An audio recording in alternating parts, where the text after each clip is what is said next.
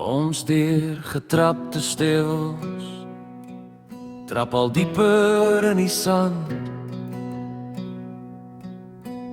Waaksaam stap ons met gewere in die hand. Syne word met die ander gegee, terwyl ons die onbekende betree. Adrenalien laat ons harte vinniger klop,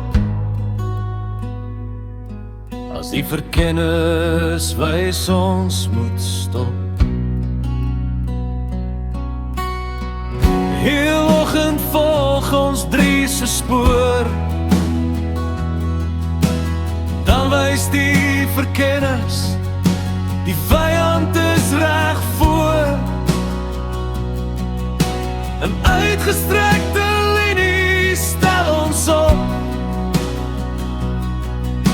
met vasgenaalde oë ons die voorgrond op. Here, wees ons naby en genadig vandag. Ek ken die uitkoms wat op ons wag. Was die gedagte wat in sy hart kom pak, terwyl sy hand vasdruk teen die Bybel in sy sak. Dan trek ons die vyand se vuur, die 10 minute het gevoel soos 'n uur. Die stiltroep se ammunisie het sy teiken bereik, terwyl hy na die lewelose liggaam kyk. En sag sê hy, Here, vergewe vir dit wat ek moes doen, en gee dat ek nooit oor die dood sal roem.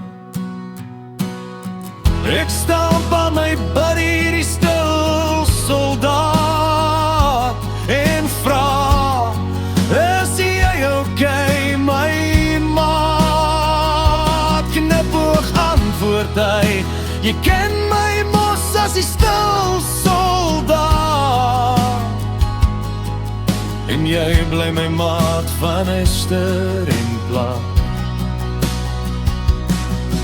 Salute, ou stil soldaat.